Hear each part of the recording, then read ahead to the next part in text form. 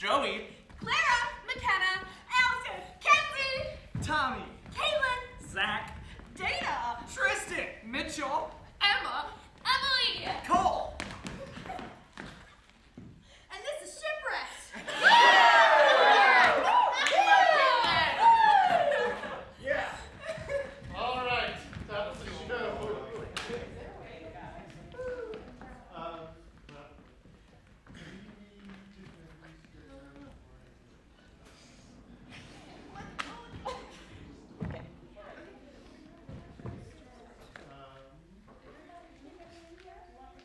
For tonight,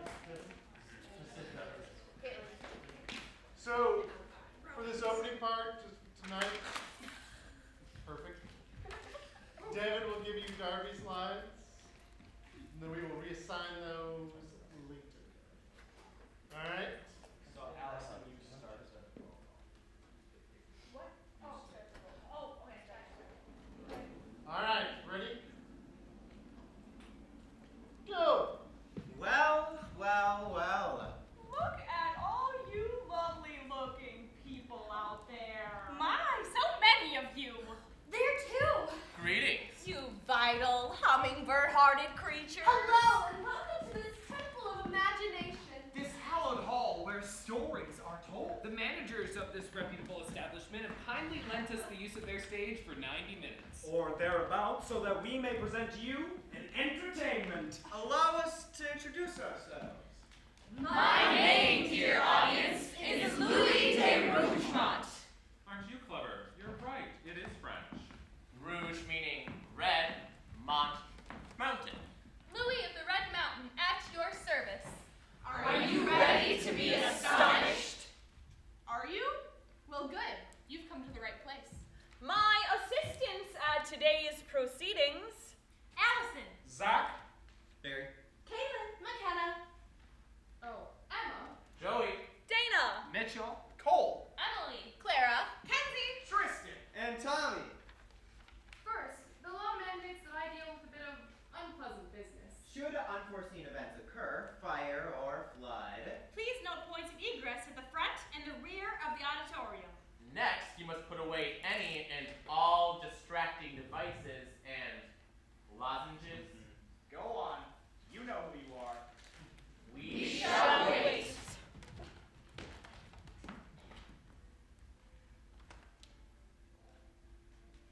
Put them away or we'll take them away. And crush them. I am quite serious. We have specially trained people standing by. with malice. Hush now, for I am about to tell you a story.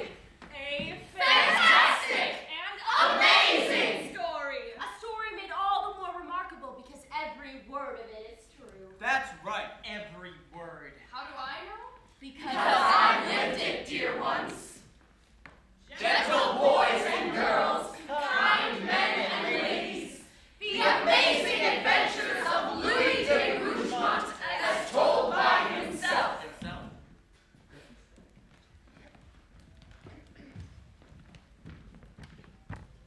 Chapter 1, in which the seeds of adventure are sown.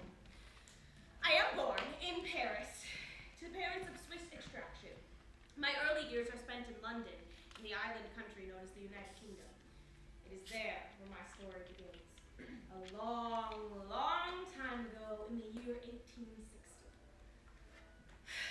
I am a sickly child of 8, a pale and pasty-faced boy, prone to coughs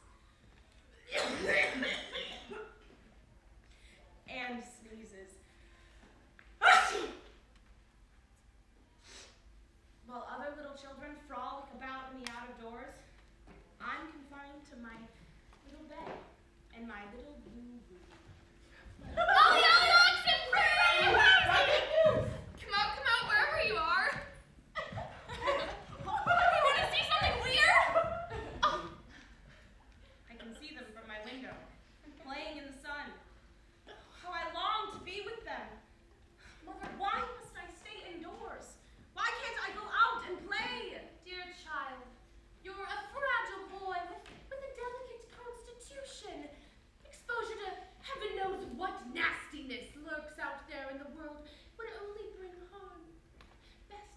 stay indoors, darling boy. Your mother can protect you. Father, incidentally, does not figure into my story. He is largely absent, off conducting business in exotic places. Oh, but my devoted mother is there, always at my bedside. She's there at nightfall to tuck me in and blow out the lamp. She's there in the morning to let the sunlight wash over me. If I should drift off for a nap in the afternoon, when I waken, she's there too. Hello, dearest. Often with the gift of the scone, fresh from the cooker. Careful. Golden raisin, my favorite. Mother reads to me constantly, for hours on end. I was born Adventure in stories, 16. fantastic tales, the great timeless tomes, Arabian Nights, the Odyssey, Robinson Crusoe. But not Wondrous journeys, each and every one of them. after we had rowed about a league and a half. Books break down the walls of my infirmary A for raging bed. wave, mountain-like, came rolling astern and took us with such a fury that it overset the boat at once. My bed becomes a wreck. On the rocky So the ocean. sea, come after me as high as a giant hill that is furious as an enemy. Years go by. I outgrow childish things. I am healthy, but rather pale. For my cheeks have seldom been kissed by the sun. One day I defy my mother and I go outdoors. Louis, what are you doing? The sun on my face feels glorious. Back to bed with you this instant. No, mother, I won't go back.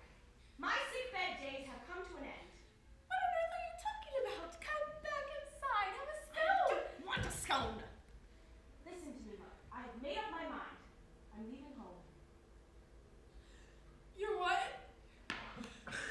She does not take this well. You can't leave. You're still a child. I am not a child. I am 16 years old, nearly 17.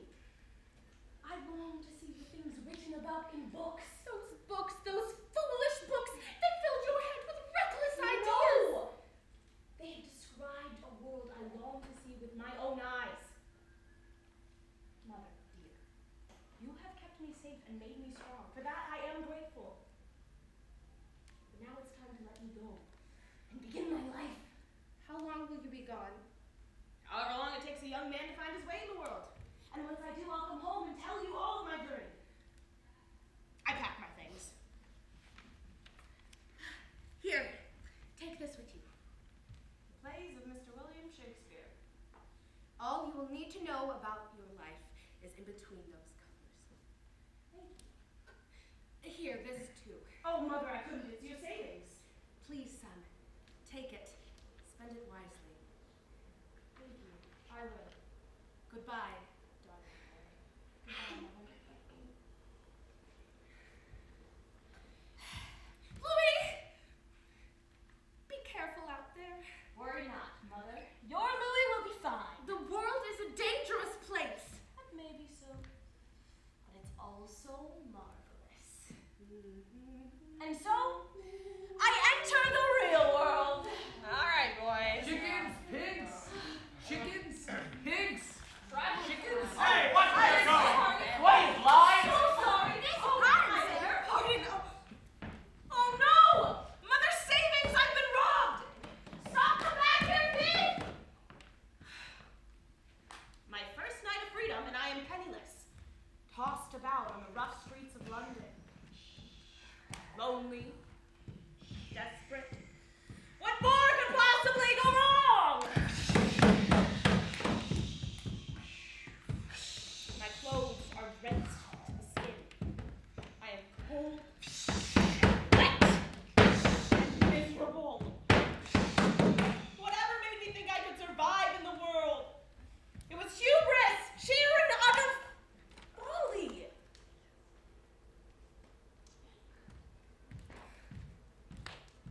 I find shelter from the rain in a darkened doorway.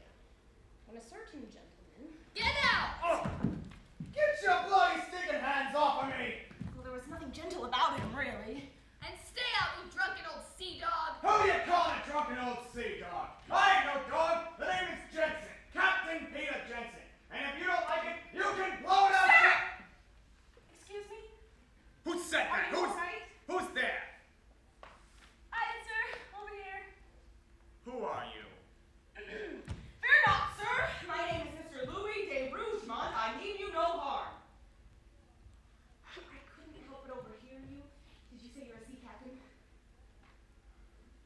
I am. A ship of your own?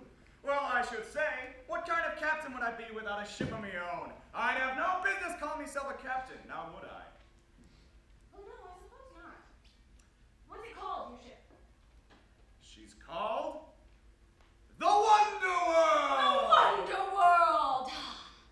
What a wonderful name for a ship. Yes, she's a good gal, she is. 40 tons and sturdy as a boulder. To think, I'll be back at a helm in just 2 days' time. In 2 days' time? What happens in 2 days' time? Why, I depart on my next seafaring journey, that's what. An adventure. Oh, sir, I envy you so. Why, ever since I was a little boy, tucked in my little bed, I dreamt of sailing. Aw, in your little bed. Isn't that sweet? Well, fancy that. I just so happen to have room on board for another shipment. Room on board? For another shipment? You wouldn't be interested in joining me on me next expedition by any chance, now would you? Joining you on your next expedition? Are you just gonna repeat every last blind thing I say? No, sir, sorry, sir. What sort of expedition is it? A pearl expedition. A pearling expedition? Hey, what did I sorry, just- sorry. Where are these pearls? Far away from here, that's for sure. Halfway around the world, on the far side of the globe. Where exactly? The Coral Sea. The Coral Sea. Hey! Sorry. I mean, where is the Coral Sea? Australia! Here, all along the Great Barrier Reef, miles and miles of precious pearls slumber in their shells, waiting for some lucky bloke to come along and snatch them from the deep. Who? You're looking at them. So, what do you say? Are you coming with me or ain't you? What happens next, dear audience? I think you can guess. Chapter 2, in which my fateful journey begins. The day of departure. There she is, the Wonder World. My, she's a beauty. Extra model liners from Malaysia, 30 to make up the crew. Suddenly, out of nowhere, a four-legged creature comes of the most ungainly sort, a preposterous canine of the mongrel variety. Ah, goodness. Oh, Bruno! Get your area up over here! Bruno Ow, Captain's dog is to accompany us on our expedition. Of all the men boarding the ship, he singled me out as his new best friend. It is devotion at first sight. And I must say, the feeling is mutual. The Wonder World sets sail. Goodbye! Goodbye, England. Fare thee well. Look at me. I'm a sailor. Wind in my hair, salt on my skin, a man of the world at last. Everything is just as I dreamt it would be. Everything, that is, until our first night at sea. Oh dear. It's always smooth sailing in my dreams. The ship rides, climbs, and plunges. Rides and plunges. Rises and smacks the climbs and plunges. Oh no.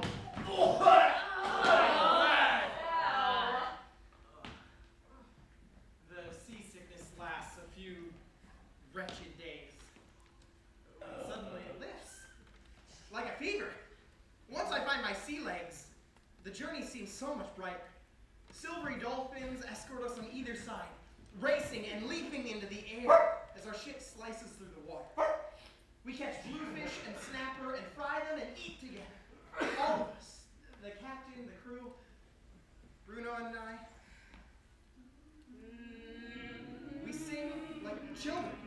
We sail merrily in this fashion for weeks, until one lazy afternoon, while the captain sleeps off his consumption of rum, the men are out in boats, catching our nets for our next meal. Bruno and I sit on the deck. Bruno, this is where I belong, where I've always meant to be. Suddenly, piercing the sunny tranquility of the day, a sea monster rises from the deep. An octopus, a giant octopus, sets its sight on a lone, unsuspecting fisherman. I am struck dumb. I want to shout, "Look, behind you! You're about to be snatched by an octopus!" But instead I say, the poor pearl fisher is taken utterly by surprise. Help! He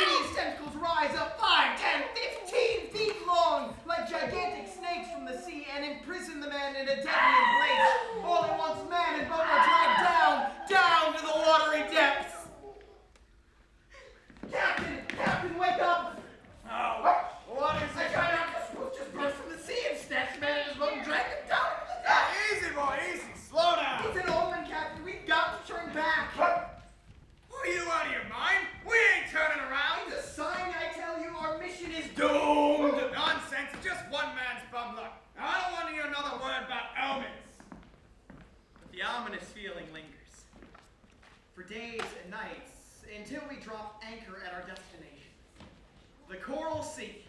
The pearl fishermen celebrate our arrival by leaping into the water like excited frogs. Oh, what joy! I cannot stand here while they have all the fun. I must see what they see down below with my own eyes. I take a deep, deep breath, the deepest I can take, and Oh my heavens! It's a magical world down below, a watery wonderland. Oh look, an underwater forest. Tall sea grasses as tall as a man wave to and fro in the current. Clusters of coral rise from the bottom of the sea, spectacularly splashed with reds and greens and gold. Gaily colored fish swim by, whole schools of them, unperturbed by the peculiar creatures in their midst. This is the wonder I dreamt of, tucked inside my little bed in my little blue room. This enchanted place, God's aquarium.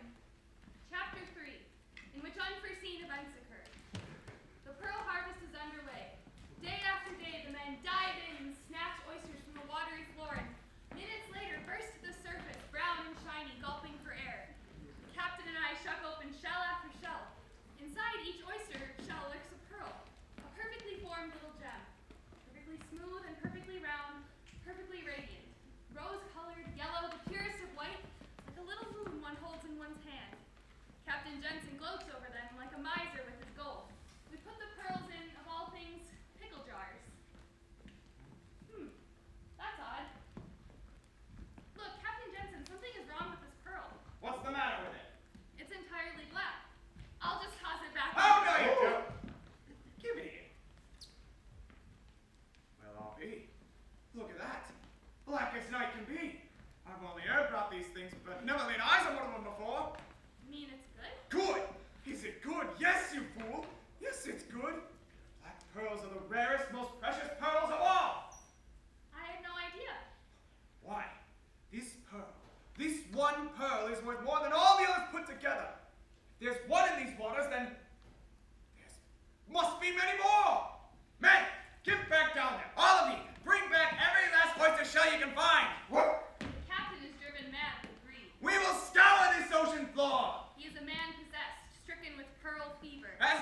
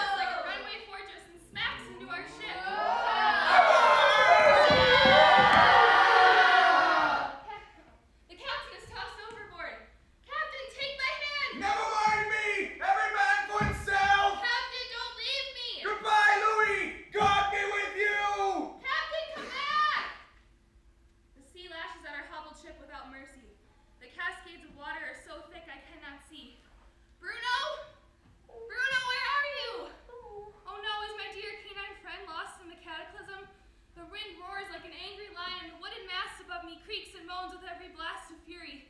Blows so hard I cannot stand. I crawl on the deck and collect whatever solid thing is within reach.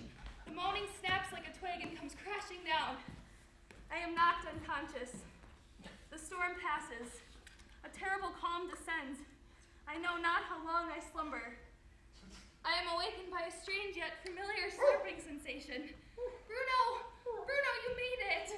Thank God you made it. We cling to one another on the floating wreckage. There is not a cloud in the blue, blue sky. It's as if the tempest had never taken place, that it was all a miserable dream. I survey the vast blueness and see nothing. Absolutely nothing. No capsized fishing boats. No sign of my shipmates. No Captain Jensen. No one at all. Hello? Oh! Is anyone out there? Oh! I am alone. Well, not entirely. Bruno is with me, of course. Looks like it's just you and me, boy. Just you and me. Oh!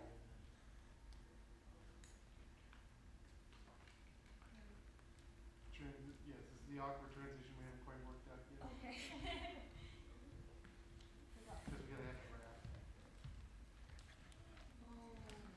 Chapter 4, in which I face an uncertain future. Days go by. Our battered boat barely stays afloat. Weak with thirst and hunger, I lay motionless, my skin baked and burned by the relentless sun, my tongue parched and swollen. I am delirious. Look! A giant big porpoise flying through the air! Oh, no, not a porpoise. A strange baby whale! Louis? Who is that? Where are you, Louis? Mother? Mother, is that you? Where's my boy? I'm here, Mother. Come out, wherever you are. I'm right here, Mother. Can't you see me? Why did you go, Louis? Why did you go so very far away? I'm sorry, Mother. I wanted to see the world. Louis! Oh, Mother, don't go. Mother, please take me with you. I want to go home. Oh, how I wish I were an untroubled little boy again. My mother at my bedside reading me adventure tales. Fabulous stories that all somehow end happily, with daring rescues and tearful homecomings. Well, what about my story? Is this where it ends? Floating wreckage in the middle of the Coral Sea?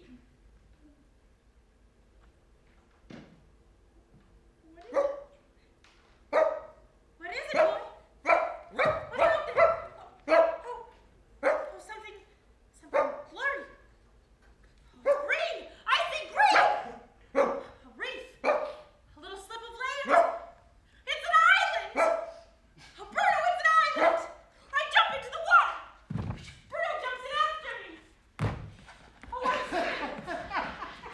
I swear when the current is too strong! Oh, it's too strong! I am too weak to swim against it! Oh, I can't, Bruno! I can't go on! Oh, you go! Oh, go on! Swim ashore! Go on, boy! Swim to safety! You did your best. Go! Just let me drown! He clenches the hank of my shirt between his teeth and tugs me through the water. Waves, pebbles, sand. Finally, I am ashore. On solid ground. Saved from a certain watery death by my trusted dog. What is this place, Bruno? Where are we? The gravity of my situation begins to dawn on me. This unremarkable patch of land in the middle of a blue-green nothingness. This sandy oasis on the far side of the world. Bruno?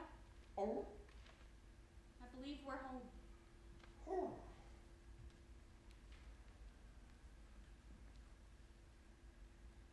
Chapter 5.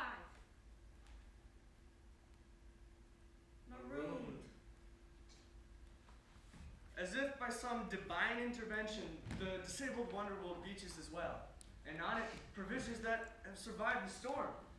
Oh, barrels of fresh water and tinned foods. Oak chests filled with packed with blankets and medicines. Oh, tools and tomahawks and bows and arrows. A single waterlogged volume of the plays of Mr. William Shakespeare I set out in the sun to dry. Then, mysterious objects washed ashore. Whatever could they be? Jellyfish? I approached with caution to get a better look. Why, they're pickle jars, untouched by catastrophe, and filled with rare and precious pearls. I laughed with bitter irony.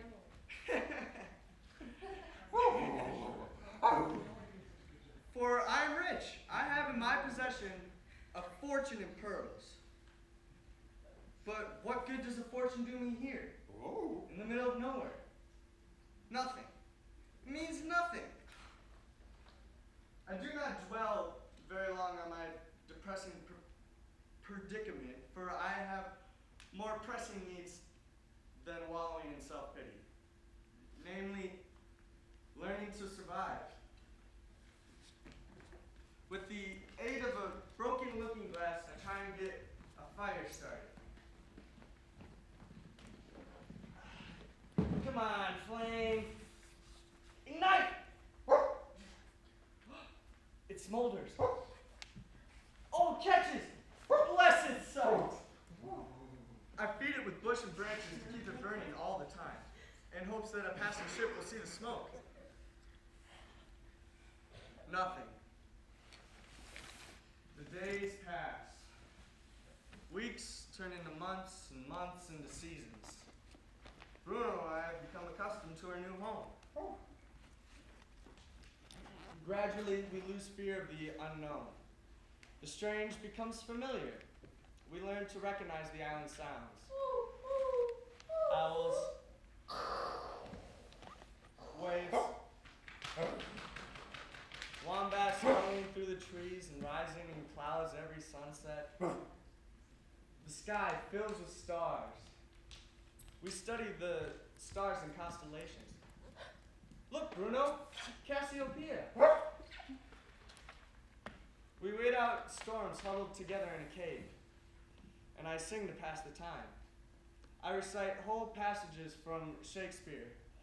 Oh, Romeo, Romeo, wherefore art thou, Romeo? Deny thy father and refuse thy name.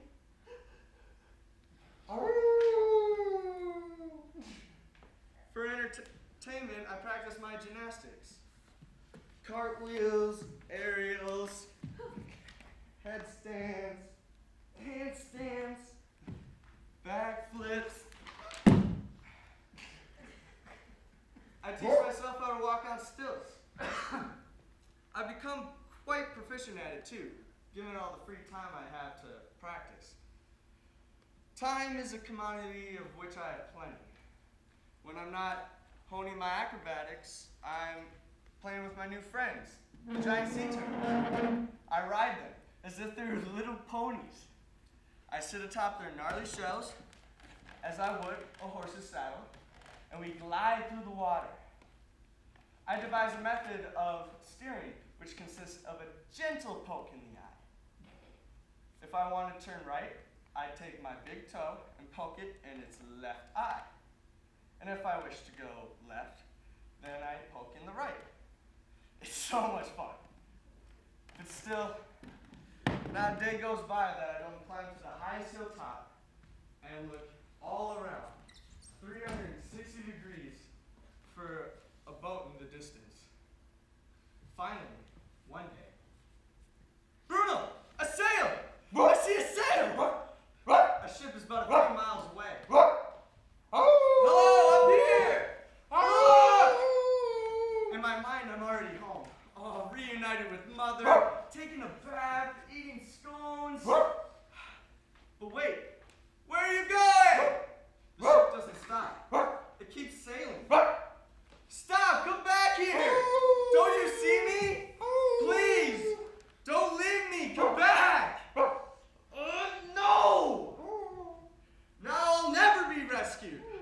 I'm doomed.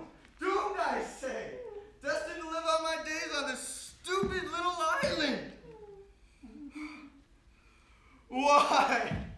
What have I done to deserve this fate? I fall into a very deep sleep. Sleep brought by weariness and loss of all hope.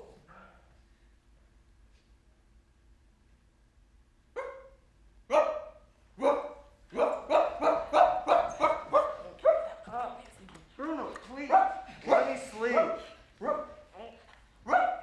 All right. Oh my God! Something is out there. Some kind of boat. A catamaran of the crudest design. And it's floating towards our shore. Here, over here! We run down the hill to the beach. Bruno, we're saved. We're going home. I run into the water and swim towards the boat. I hoist myself aboard. Inside lay 3 people. An old man, a young woman, and a boy. Aborigines, displayed members of an ancient tribe, alive but barely conscious. I paddle frantically to get them to dry land. I pull them to safety one by one. Here, dear audience, my story takes an unexpected turn, for I am not rescued. Instead, I am handed a different role, that of rescuer. Deprived of my human companionship for 2.5 years, I am alone no more. Chapter 6, in which my isolation ends. My visitors are weary from exposure to the elements. I shield them from the baking sun. The woman is the first to revive. I greet her with a kind smile. I frightened her. It had never occurred to me that I could frighten anyone before. But of course, an Englishman is exotic to an Aborigine as an Aborigine is to an Englishman. Young lady, I need you alone. In fact, I'm fairly certain I've saved your life. To which she replies, her cry rouses her companions. I mean you no harm. I'm a kind gentleman. I am a man of peace. They are not something. But that only seems to make matters worse. What can I do to assuage their fears? Think, Louis, think. Ah, yes, my entire acrobatic repertoire. Handstands, round-offs, backflips.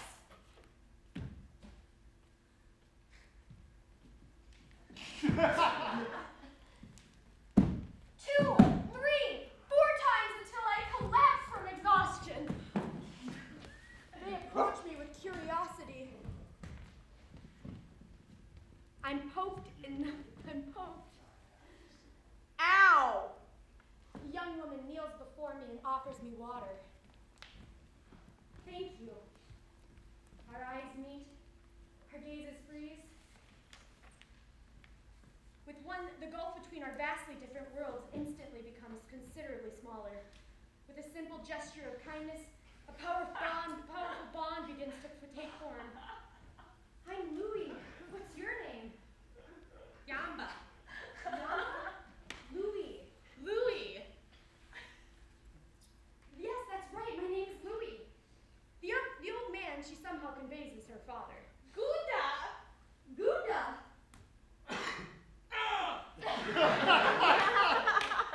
And the boy, her baby brother. Bobo.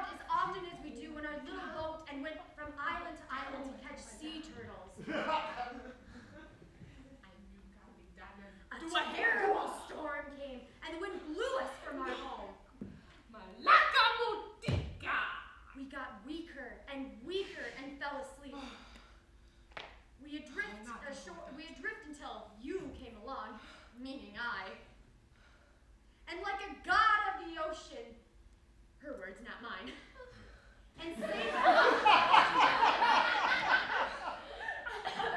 this is not my home. My home is too far away. We learn to communicate. Word by word, we learn each other's language. Sand. Sand. Yono. Yona. Sky. Sky. Llama. Lalo. Oh! Twee! Twee? Caca! Bird. Bird. We play like children. I perform magic tricks with the looking glass. We make a game of it. Oh, be not afraid. She's never seen her own reflection before. It's only a looking glass. See? That is you. That is Yamba. Bruno!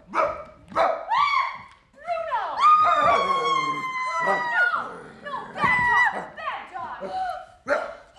I'm so sorry. This is so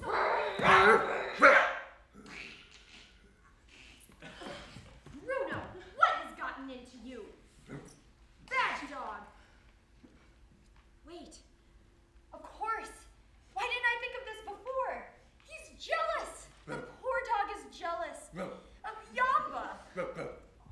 Here, boy. Come here. That's a good boy. Just because I'm spending more time with someone new doesn't mean I don't care about you anymore. We can still be friends. Oh, yes, I love you too. You're such a good boy, Bruno. Yes, you are.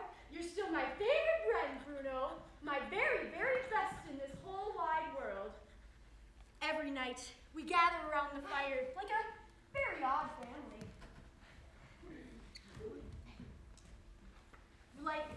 But for something the Aborigines call a corroboree. Gunda chants, we tell stories, I recite Shakespeare. Let me not, since I have my dukedom got, and pardoned the deceiver dwell, in this, but released by this buried island spell. But release me from my bands with the help of your good hands. With gentle breath on your sails, must fill or else my project fails, which was to please. Oh,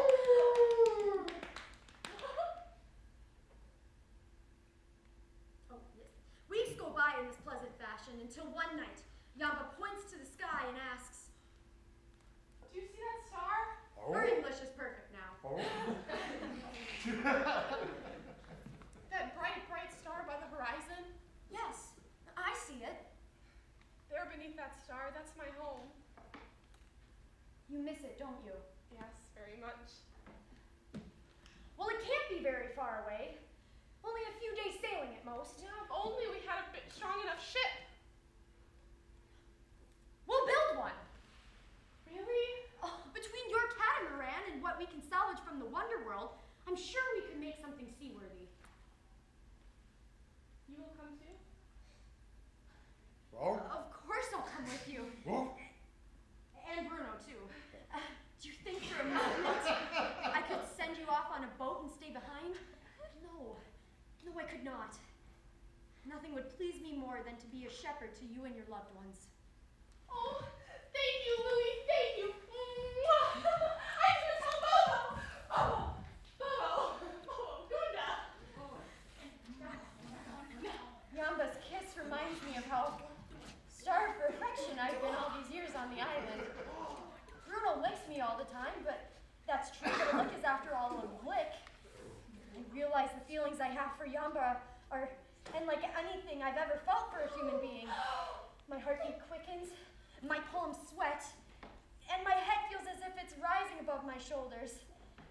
Sensation is a bit like seasickness, but without the vomiting. I take note of it. Chapter 7, in which I prepare to leave my island home for the land of the Aborigines and points unknown. We cobble together a tight and tidy ship. There's no room on board for my pearls, so I bury them in the sand. This way, a lucky prospector might happen upon them sometime in the future. I have every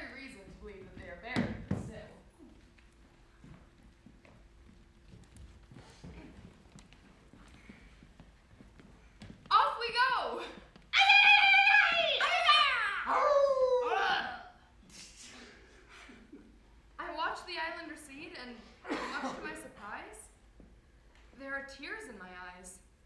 I never thought I would have grown so attached to this little place. It feels as if I'm leaving home. We are blessed with smooth sailing. Not once do the wind change or the clouds threaten. And on the 10th day at sea, we cruise through chains of uninhabited islands. A volcano rumbles. Look! A volcano! We know this place. We're almost there. Soon, a shoreline is sighted. And as we get closer, figures dot the landscape. Men, women, children, armed with spears and grave expressions. Yama, why do your people look at me with such cold eyes? They don't know what to make of you. They can't tell if you're a friend or foe. Oh, friend! I am Say nothing to them. Let Gunda speak to them. Gunda.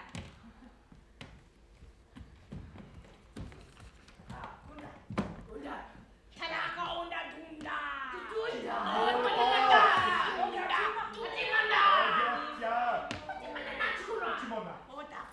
He tells them how I came to their rescue, like a god of the ocean, his words, and took them into my hut for many months, and how I built the boat that made it possible for them to come home. But they are unmoved. They inspect me from head to toe. Ow. Oh, okay. Okay. I beg your pardon. I await their verdict. What'll it be? Torn limb from limb and roasted on a spit? Or welcome as a brother into their tribe? They take their sweet time. I become convinced that I'm discussing what wine goes best with the rouge knot. Thinking, actively, how best to win their trust. Oh, I've got it! My display of acrobatics! Yamba!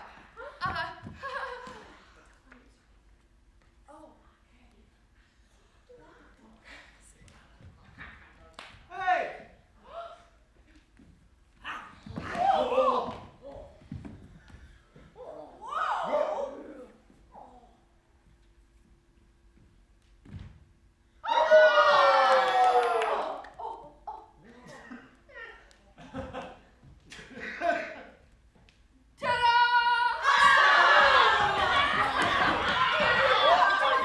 What two cannibals are bowled over? I am welcomed into the tribe and treated like royalty. No better like divinity. To show their high regard, they put on my body in gold plate and give me a fantastic headdress covered with cockatoo feathers. Bruno, as my prized pet, is adorned also. And is treated with the likes of which is rarely bestowed upon. They sit me in a throne-like chair, and the women of the tribe line up to bring me gifts. Fruits of all kinds. Baskets of bananas, pineapples, figs, rats, opossums. Snake veal is one of my favorite dishes. Crispy on the outside, yet tender and juicy on the inside. It's quite delicious. Next, as a part of my indoctrination into the tribe, I'm invited to choose a bride. No.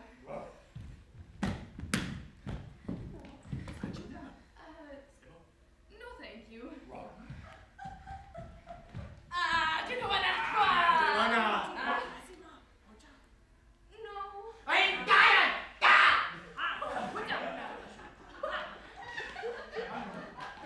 This is a hollow exercise, for there is no question to my wish to be my bride. Yamba, will you marry me?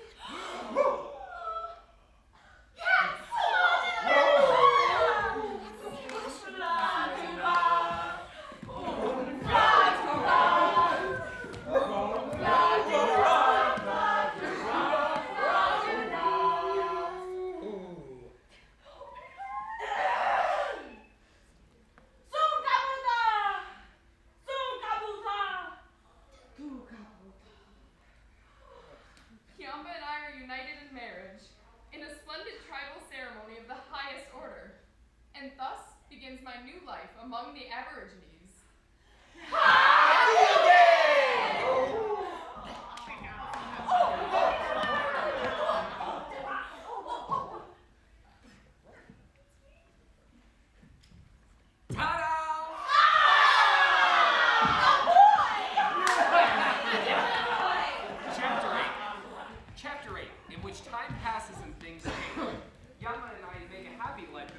grass hut.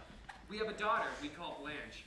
And a year or so later, we have another called Blanche! Gladys. Where are you, Blanche?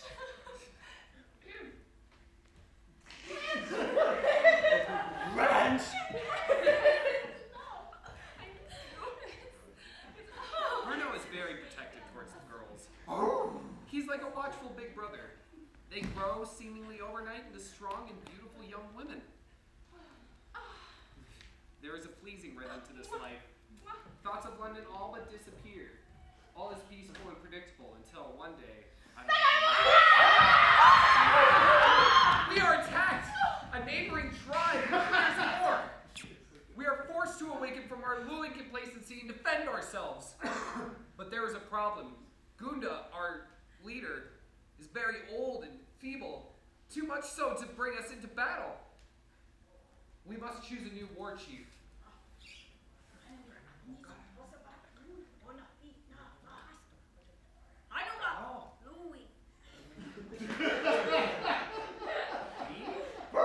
But I am a man of peace. I'm unschooled in the way of warfare. I must come up with a strategy. What can our modest forces do to instill fear in the hearts of our enemies? We need to appear more powerful than we actually are.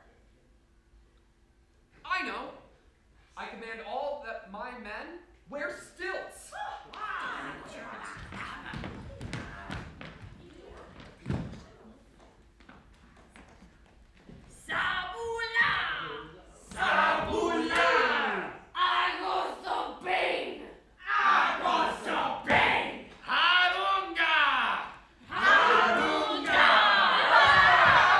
The enemy sees the height of our forces and thinks we are a tribe of giants. They recoil in fear and surrender their spears. I am hailed as a great warrior. The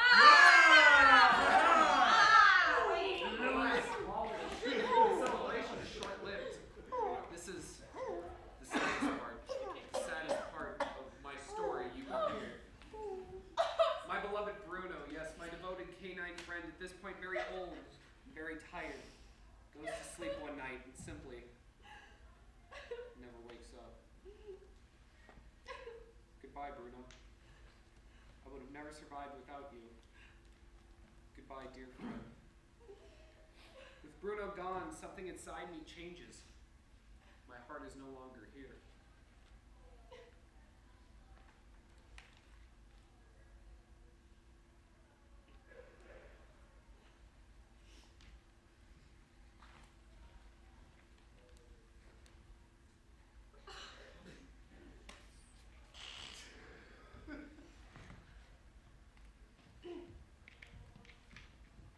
Louis?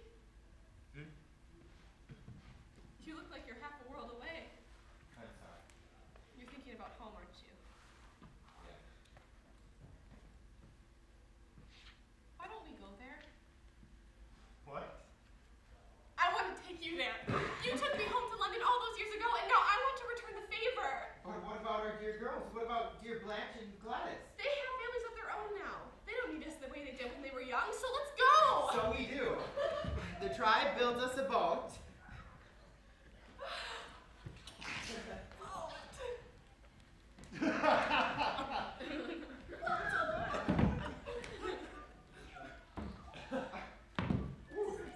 Not time yet. They bid us farewell. We kiss our girls goodbye. And we're off. This journey is an ordeal. There's terrible weather. Treacherous seas. Seasickness. Oh, no. Mosquitoes. And sharks! We endured months of this when one night Young makes a depressing discovery. Oh, no! That's our star! What do you mean? We're headed back to camp. You mean all this time at sea we've only come full circle? Oh, the tribe will think me a blundering idiot. What could I possibly say to them? They revere me. How will I ever restore their faith? I have an idea. What if we just... We conspire to tell a lie. My fellow tribesmen, Yamba and I miss you so much. turn back and come home.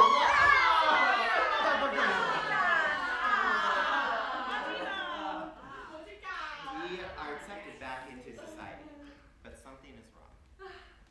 Our misadventure proves one thing to me and something entirely different to Yamba. I long for England more than ever before, and she appreciates her life here just as it is. Yamba? I know. Do what you must. And so I say farewell to, once again and for all time, to my adopted people, to dear Blanche and sweet Gladys, and to the most precious one of all, my sweet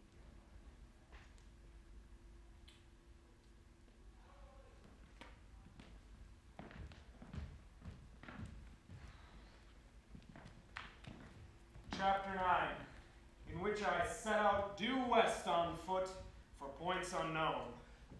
I trek miles a day through rough terrain on callous feet, and go through tall grasses and through harsh deserts. Miles and miles a day through pitch black night and scorching sun. With a single thought reverberating through my head. Home, home, home! And I see no one. No tribesmen, no explorers. Only monkeys and wombats rising in the air, and snakes and species too numerous to mention. When, what is this? Boots? Old discarded boots! And tins and toffee wrappers and empty bottles of ale. The first sign of civilization, what is it? Litter. Trash left behind by men's careless wake. And shh! Must be still. A team of Australians prospecting for gold has camped here for the night. But food. There must be food.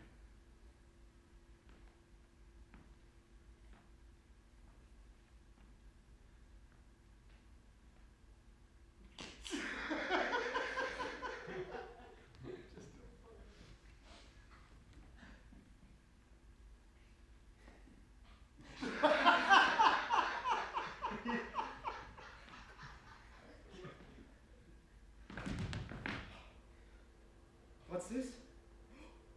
Scones! Slow, mates! A savage is pillaging our camp! Get around my camp, you know! Perhaps I should explain at this juncture how it is that I, Louis de Rougemont, am mistaken for a savage. Imagine, if you will, my appearance. Barefoot, filthy, half-naked, except for a discreetly placed loincloth, and skin sun-baked, bug-bitten, and leathery. Ugh. Eyes wild with hunger and isolation.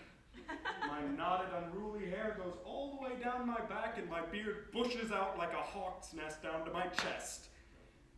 Is it any wonder the Australian prospectors, my would-be saviors, mistake me savage?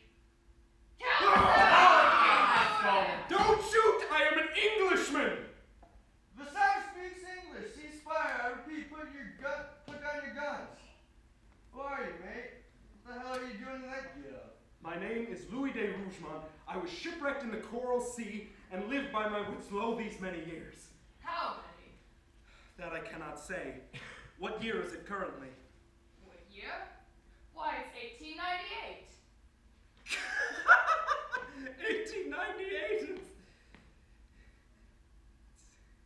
It's 1898? I set sail in 1869. Good Lord. That means that I've been lost almost 30 years. Oh, 3 decades of my life gone. My entire youth spent, never to be reclaimed. Oh, woe! Wretched, wretched, woe! He's mad as a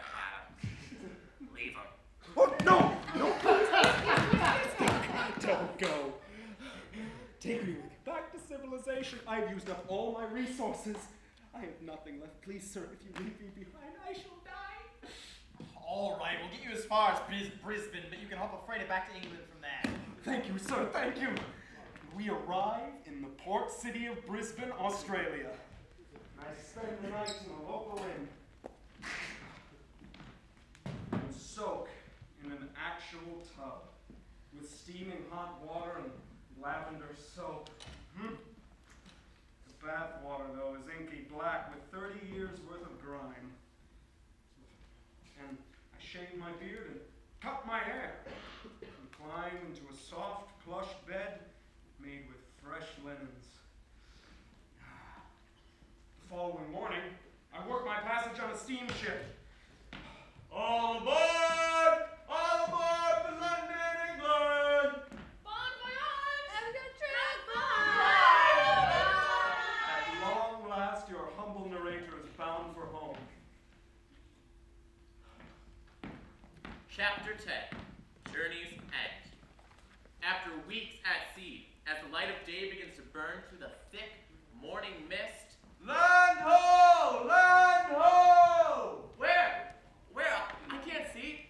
The fog is so thick I see nothing beyond my own hand. Then, presto! Like a magician's handkerchief lifted to reveal a prize, a patch of green. Then, mounds of it, and mountains of green. And beyond them, church steeples and red-roofed houses. Am I dreaming? No. For once I am not.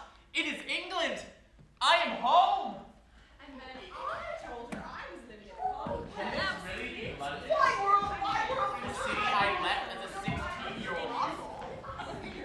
My city is a grumbling monster, riding its gears and spouting smoke all day and all night without cease. Factories spew coal dust and grime over every tree in Palestine.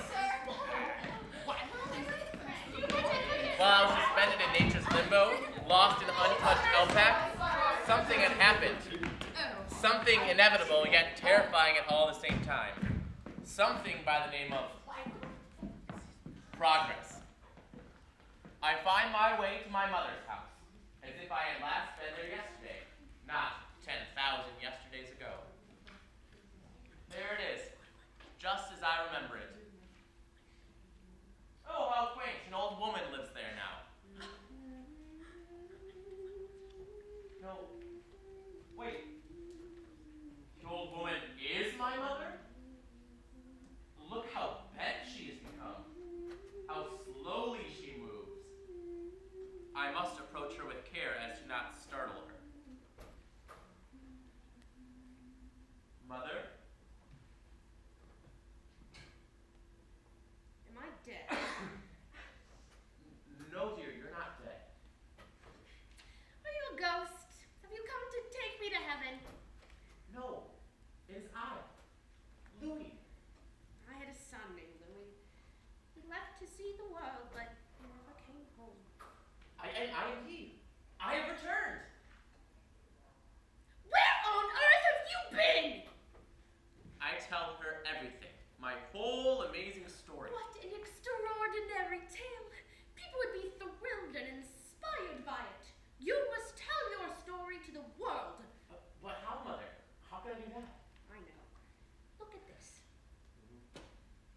Worldwide magazine? Our motto, truth is stranger than fiction. While you were gone, magazines became all the rage. Exceptional people, as it turns out, love reading about the exploits of exceptional people. They're insatiable. Go to Wild World, tell them your story. If they don't publish it, they're idiots. All right, Mother, I will. The editor-in-chief is Mr. Fitzgerald. I go to talk to him that very day. Mr. Fitzgerald. Yes. My name is Louis de Rougemont, and I... I'm a vitally important man. Yes, sir, I'm sure you are, sir. But I have the most extraordinary story to tell you. You and everyone else. But sir, my story is truly amazing. The most amazing story a man has ever lived to tell. No doubt, put it in writing. And so, for the next several days and nights, with little pause for food or sleep, my story pours out of me in torrents of words and images. The fateful encounter with Captain Jensen, Bruno in the Pearl Divers, the giant octopus in the precious black pearls, the terrible storm and the devastating shipwreck, my years on this island, rescuing Yamba and living among the Aborigines, and becoming a chief. Why, this is amazing stuff. Breathtaking, fantastic. So you like it then? Like it, I love it. It has a little bit of everything: adventure, romance, suspense. I'm going to publish it in 10 weekly installments, starting next week. How wonderful, sir! Thank you, thank you, thank you! No hugging. Sorry. Now, what it needs is a smart title. One that grabs the public by the throat and quickens the pulse. How about My Story by Louis de Rougemont? Too bland. Something sensational. Let's think. My 30 Years in the Australian Outback? No, too academic. The object is to sell magazines. I've got it! No, I've got it. Shipwrecked. The Amazing Adventures of Louis de Rougemont, as told by himself. Perfect! Wide world! Get your wide world! Truth is stranger than fiction! Shipwrecked! Amazing adventures of a castaway! Lived with cannibals! Survived 30 years in the outback! Read all about it! Hey, here you are. Here you are! Okay, here. The series proves to be so popular. Sorry, mister, I'm all out. Rats! Now I want it even more! Demand is so great, the second week's printings is increased from 10,000 copies to 20,000 copies. By the third week, 50,000. I'm the man of the moment, the talk of the town. The valor of this man, The hardship. the adversity. I was quite moved when you fell in love with that, Aborigine girl. Yes. Yamba, I believe her name was. Yes, Yamba, that dear, dear savage. Yes. Quite.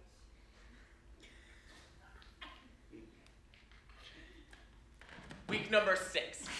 Circulation 200,000. Not an extra copy to be found in all of London. My likeness appears everywhere.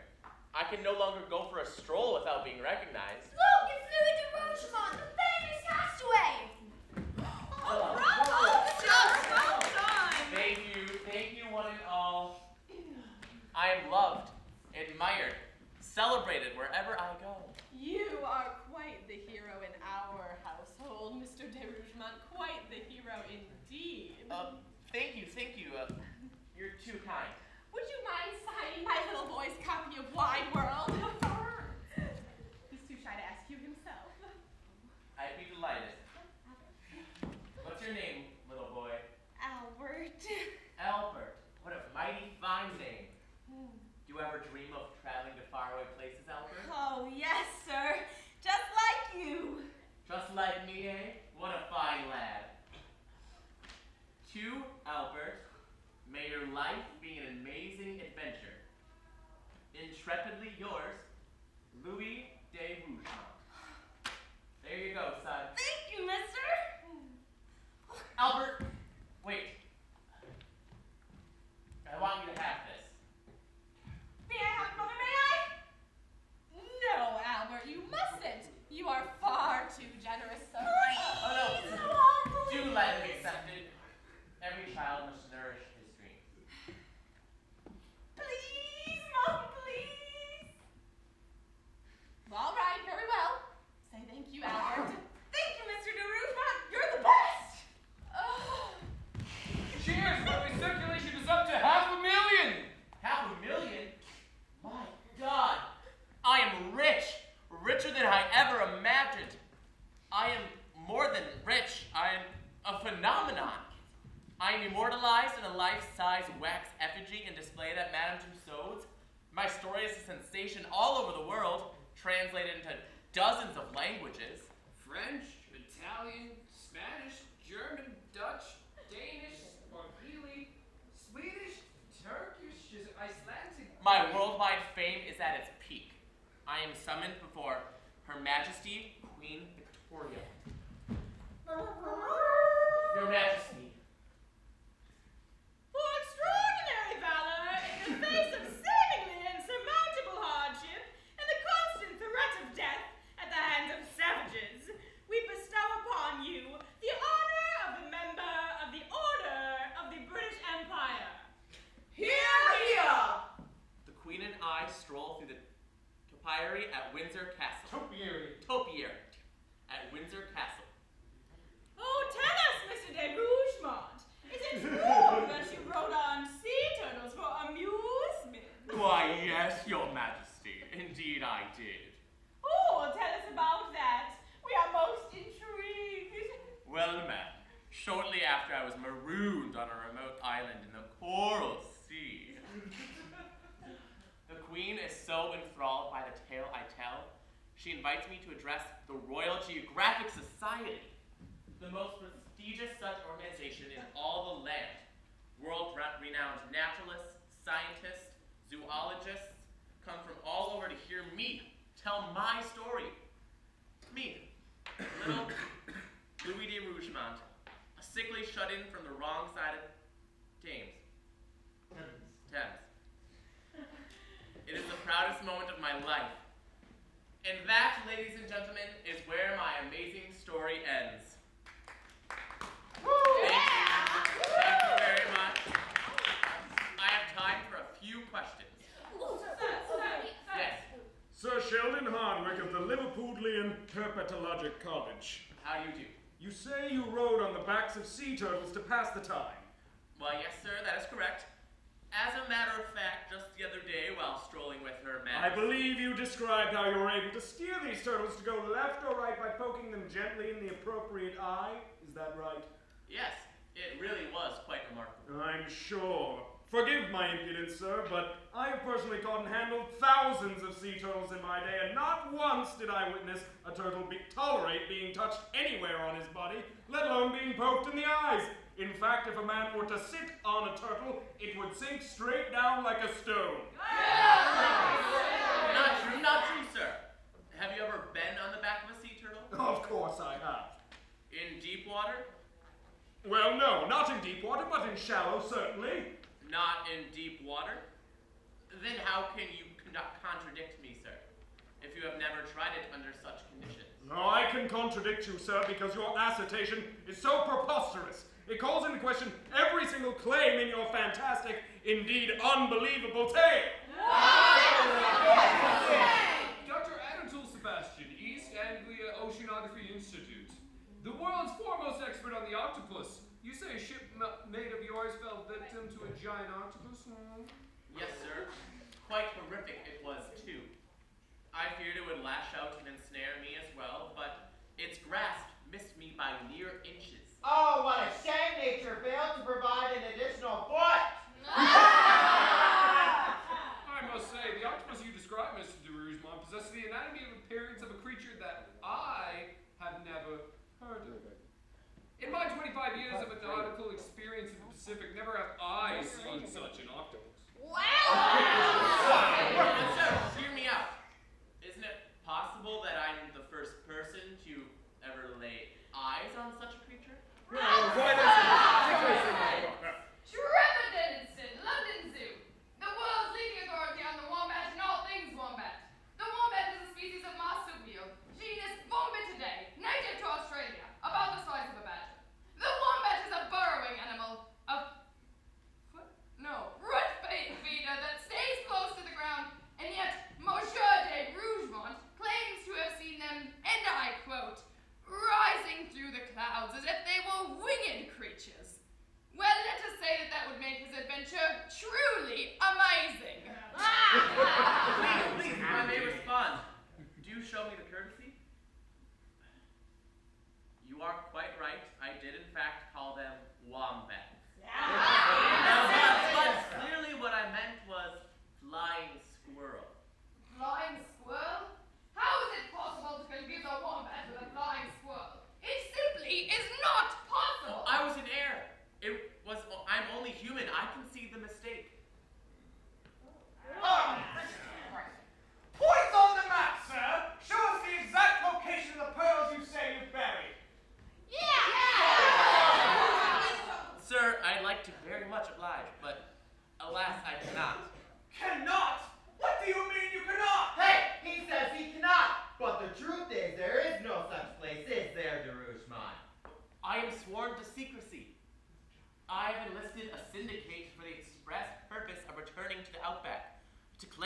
treasures I left behind. Okay, and who are these people you enlisted? What are their names?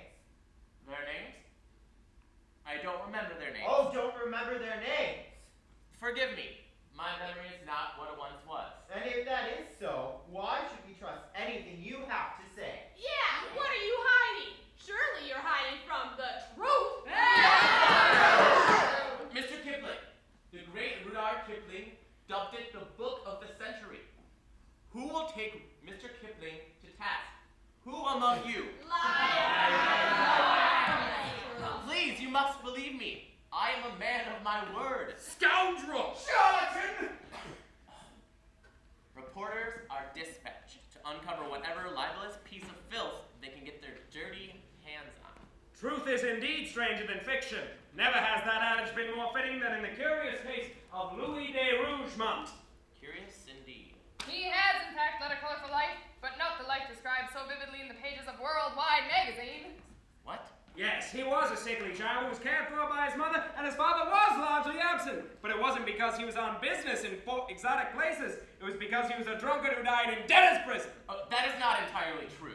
The man who calls himself de Rougemont did not leave home at 17. Rather, his mentally imbalanced mother threw him out. This is an affront. My mother was a saint. He settled in London for a time, where he worked in various households as a butler and jack of all trades. It is around this time that we lose track of our subject's whereabouts. He may have embarked on a pearling expedition. Aha. He may have even been shipwrecked. See? I knew I'd be vindicated. It is possible also that said gentleman was marooned on a tiny island on one of the archipelagos off of New Guinea. But there you go. New Guinea. That's right. However, if such a marooning took place, he could not have been gone missing for more than 3 years. 3 years? For that time, we are able to document the rescue of a lone half-crazed castaway by an Australian trawler. The madman was brought to Sydney, where he later married... That's him all right. He left me in a dirty rut. ...and had 2 daughters named, yes, Blanche and Gladys. For the next several years, he held a variety of odd jobs. Spirit photographer. Faith healer. Inventor of useless contraptions. The man who calls himself de Rougemont deserted his wife and daughters in Sydney and returned to London. There he spent countless hours in the reading room of the British Library concocting his fantastic story. Oh, yes, that's him. That's the man. Are you certain? Quite certain. He requested every last book on the Australian outback. Oh, yes, as I recall, he had a particular fascination for the Aborigines. And it is the sober conclusion of this investigation that de Rougemont took the 3 years he was unaccounted for and simply added a 0 to the truth. Truth? What is truth? Can one hold it? Is it a rock? Is it a bone? If I am guilty of anything, it's dabbing a few spots of color on the drab canvas of life. Chronicle! Get your daily chronicle! The Rougemont exposed is a fraud! Paper, mister? No thanks. Okay. My life takes an ugly turn. I am mocked, ridiculed, reviled. Oh, that vile, awful man. The man is a fool. Ah, but who is the bigger fool? Is he or are we for believing him? Yes. Quite. My shame takes all kinds of shape.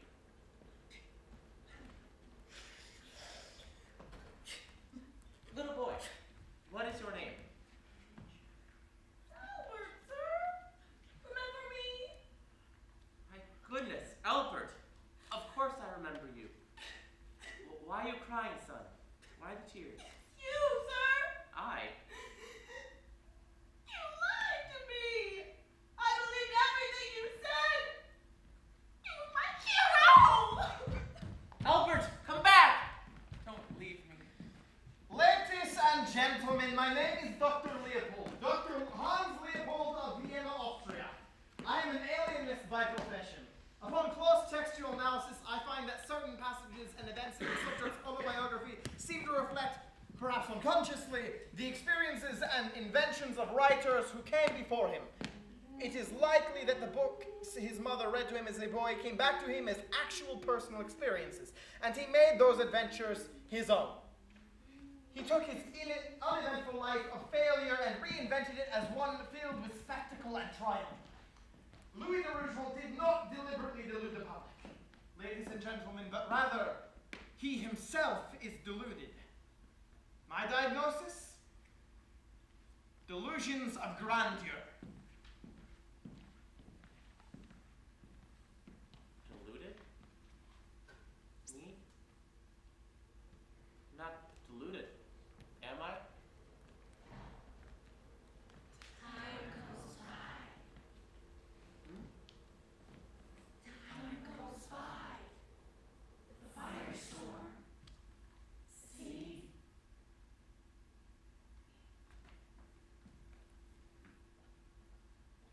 Oh. Thank you. Mr. Rougemont, are you all right? Do you feel well enough to go on? Yes. Yes, I'm fine. Thank you. You are most kind.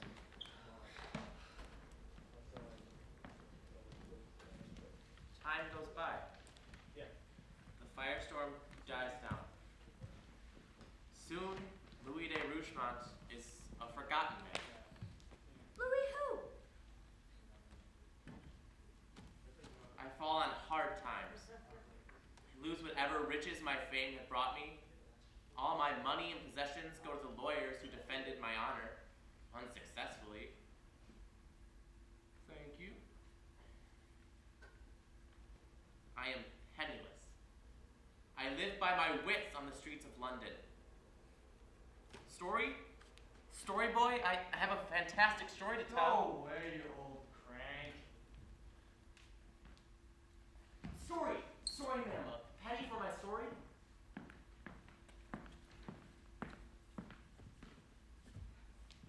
The public, with the bloodthirsty glee of cannibals feasting on human flesh, move on to devour its next victim. And its next, and the one after that. There are, and there shall always be, man-made gods, the hoi polloi eagerly creates and then just as eagerly destroys. I am merely one in a long, illustrious line. I am old now. I have but one amazing adventure yet to come. The adventure that comes to all living things. What does a man leave behind but his name and the stories he told?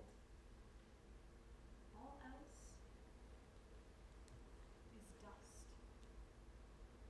I am prepared to take my leave and dwell for eternity among the ignominious. But before I bid you farewell, I wish to make here and now one last attempt to restore my good name.